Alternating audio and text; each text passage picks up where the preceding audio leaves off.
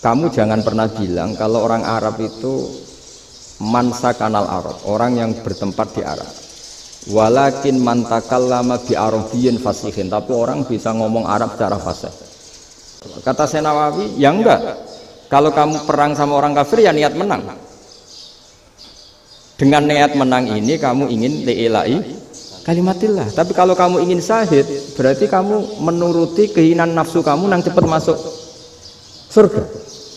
Jawabannya lucu Syekh Nawawi itu, dan yang tanya itu langsung diam. Ya karena ulama itu tahu fungsinya uang, sehingga cara nyari sampai seperti itu. Sementara raja-raja itu tidak tahu fungsinya ilmu, makanya tidak pernah sowan ulama.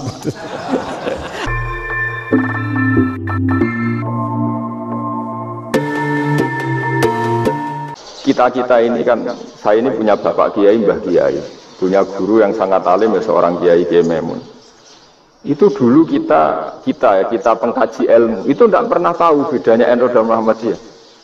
Karena dulu Mbah Darwis itu, Kiai Dahlan itu dulu ngajinya bersama Mbah Hasyim ketika di Indonesia yang ngaji Mbah Soleh Darat. Mbah Soleh Darat itu dulu ngajinya sama buyut saya ke-6, namanya Mbah Soleh Asnawi di Kudus. Mbah Soleh Darat itu dulu alim-alimnya orang Jawa ya Mbah Soleh Darat, Soleh bin Umar. Tempatnya di Semarang, tapi beliau itu sebenarnya orang Jepara yang dekat Kudus. Setelah di Mekah, Mbah Hasyim ini mondoknya, mulazimnya ke Syekh Mahfud Termas, tapi sesekali ke Syekh Khotib Minangkabau. Nah yang Mbah Ahmad Dahlan lebih sering ke Syekh Khotib Minangkabau, sesekali ke Mbah Mahfud. Singkat cerita, karena Syekh Khotib Minangkabau sudah modern ya, terlibat organisasi dunia. Pas itu beliau pengagum Muhammad Abduh, pengagum Rasid Ridho, sehingga bawaannya Mbah Dahlan itu lebih pergerakan karena beliau lebih ngidolakan Syekh Khotib.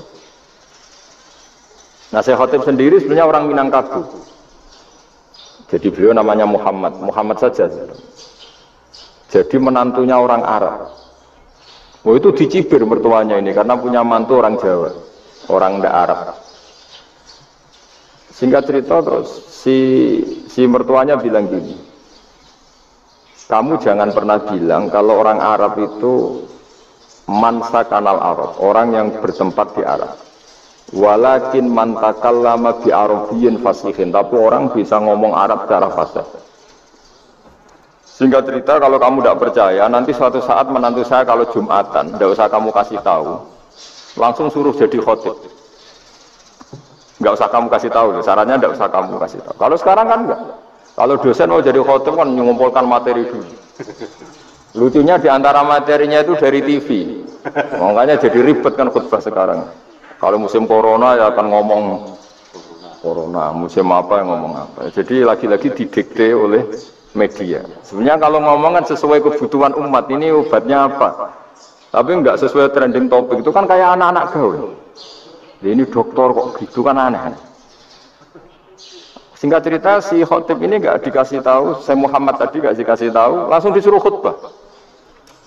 Fatakallama bikalamin fasihin, dia ngomong fasih sekali, bahkan ngalah-ngalai fasihnya orang Arab asli. Semenjak itu beliau dapat gelar al-khotib, orang yang cakap berpidato berkhutbah. Hanya terus desa khotib al-Minangkabau. Jadi orang Indonesia itu luar biasa.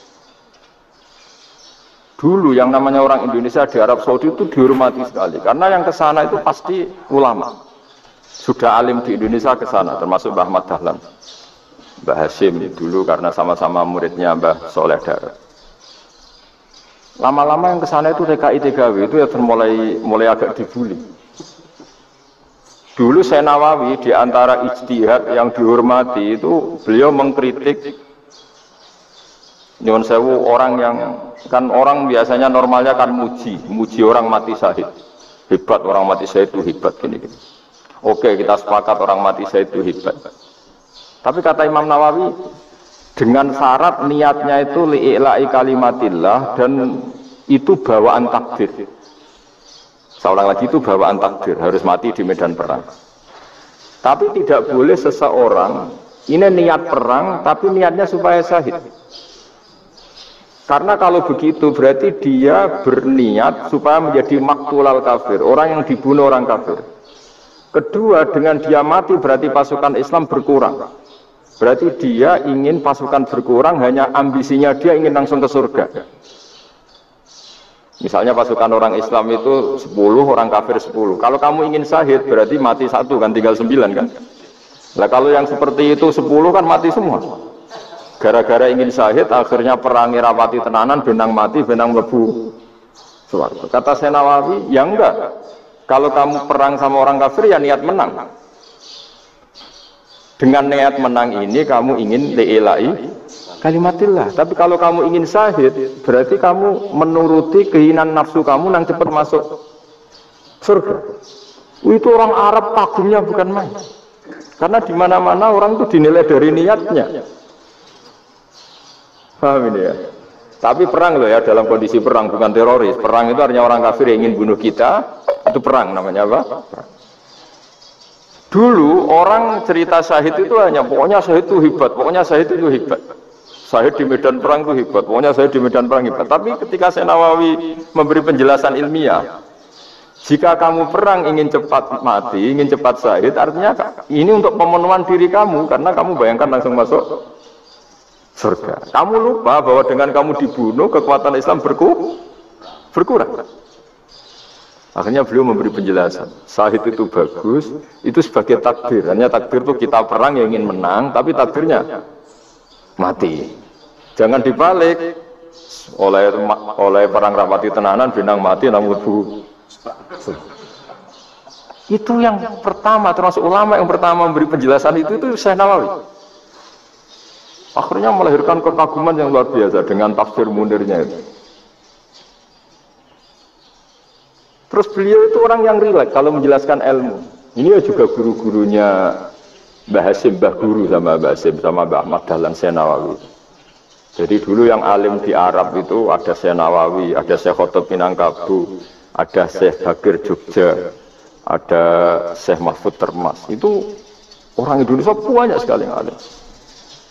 Bahkan diantaranya yang dikagumi Al-Azhar itu juga orang Indonesia, nama Syekh Abdul Manan, itu mbahnya Syekh Mahfud Termas. Itu pertama ada duta besar Indonesia di Mesir, itu termasuk barokahnya Mbak Abdul Manan tadi, itu juga orang Indonesia. Jadi pemahaman ulama Indonesia itu khas, termasuk ketika memaknai apa? Syahid. Ketika memaknai apa? Syahid. Itu unik. Ketika Senawawi diuji dulu itu yang namanya ulama diuji dulu oleh 100 ulama.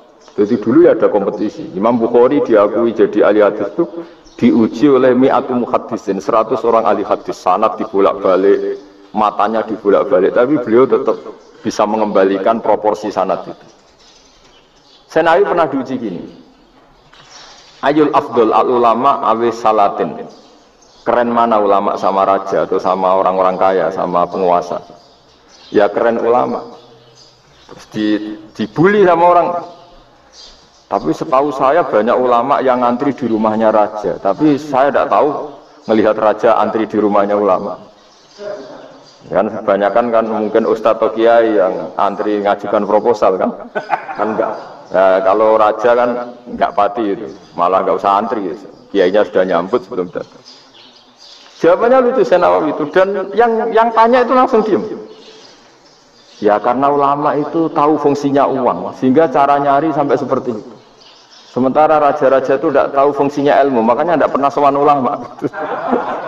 Sehingga jadi ya dianggap enteng saja. Ulama kan tahu fungsinya uang, tahu untuk pondok, tahu masjid. Sementara raja tidak tahu fungsinya